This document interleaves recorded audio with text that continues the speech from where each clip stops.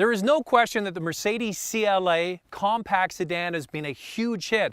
There's back orders at dealerships all across the country as people are waiting to get their hands on that very inexpensive Mercedes-Benz. They've taken that same platform and delivered this, the GLA. It's their very first sort of subcompact SUV/crossover to compete with Audi's A3, which is coming this summer, and also the existing X1 from BMW. Well, I'm here in the south of Spain. We actually arrived in Malaga, Spain, got to drive along the Costa del Sol and here into Granada with the beautiful mountains in the background to drive, first of all, the GLA 45 AMG. It's the higher performance version. There's also the 250, and I encourage you to watch the video I've done of that vehicle as well, and also watch the CLA review that I've done. So what makes the GLA 45 AMG stand out over the regular 250 GLA? Well, it's got more aggressive pieces on it. First and foremost, you get the bi-xenon headlights. They're standard on the 45 AMG. They're optional on the 250. You get the more aggressive look in the front grille,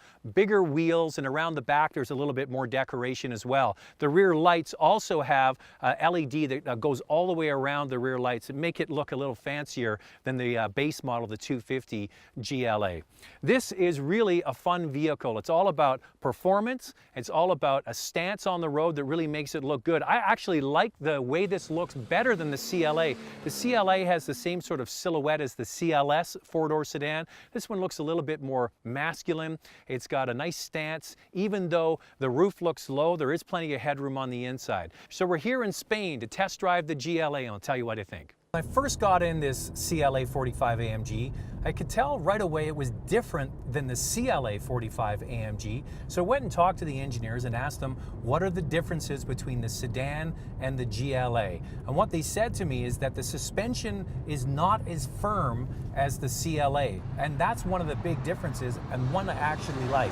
Now the CLA, if you go and watch my review, I found the suspension really quite crashy over city bumpy conditions. But in this application, with a bigger, slightly taller and heavier vehicle, with the suspension not being as firm, it actually plays into the way the car looks and feels. It's got that sort of SUV crossover look, and it feels like that. And a lot of people will want that sort of slightly trucky feel, but it doesn't feel like it's overpowering in any way. It actually feels stuck to the road. You point it where you want to go, and it gets you there. Now, the engine driving the 45 AMG is the same one that's used in the sedan, 2-liter turbocharged, 355 horsepower, 332 foot-pounds of torque.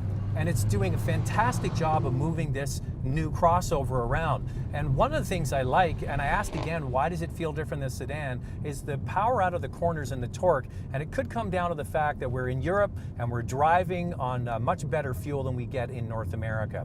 The 7-speed transmission is tuned by AMG to be crisper, and same with the all-wheel drive system. There's actually a way that this all-wheel drive system can engage and disengage for better fuel economy, so using front wheel or all-wheel drive depending on the conditions, but this system is being tuned yet again by AMG to help obviously with cornering, and you get up to 50% of the traction to the rear wheels, which is also attractive for Canadians driving in our winter conditions. So overall, it's a fabulous vehicle. I love the power from the engine, and I think it works better in this crossover application than it does in the sedan. Wonderful sound from the engine. They also tune that down a little bit compared to the CLA, but thoroughly enjoying this. If you go and watch my review again of the CLA, you notice that I like the 250 better. With this 45 and the GLA, it's a lot of fun.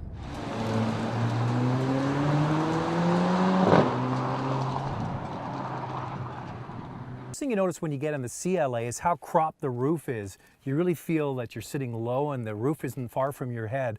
With this GLA, obviously it's got more of an SUV profile. They've raised that up a little bit, and that really benefits the cabin on the inside. Other than that, everything is the same in here as the CLA. You've got the same sort of aggressive looking fashion forward dashboard with the large screen that looks like it's stuck onto the dash. Now, there's two camps of this. Some people like this iPad application look, and some people like it to be more integrated into the dash. Audi is taking a different approach. Their slides into the dash. This one, it's fixed on there, and it's not exactly my cup of tea, but some people like it. The seats are wonderfully supportive with the Recaros in this AMG. Nice big fat steering wheel. It's got a shifter here that's similar to the high-performance Mercedes-Benz cars, as are the aero vents here. The back seat also benefits from this profile in the GLA.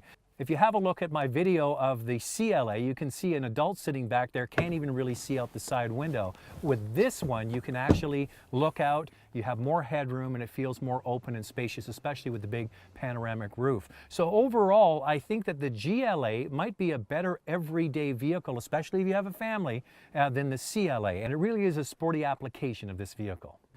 I like this GLA 45 AMG better than the CLA 45 AMG. First and foremost, the suspension isn't as crashy, and even though it's tight and feels firm on the road, it has a little bit of that SUV feel that people actually want in a crossover / SUV.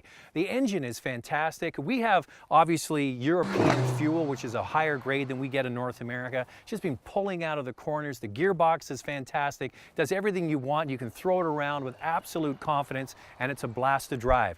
Now, prices have not been announced yet for Canada, but if you look at the price of the CLA 45 AMG, it's right around $50,000, and I'm sure the GLA is going to have a small price premium over the sedan. So probably, in my estimation, it's going to be over 50 grand to get one of these vehicles. But it's a lot of fun. There's lots of competition now in this class of vehicle, but this one definitely has presence.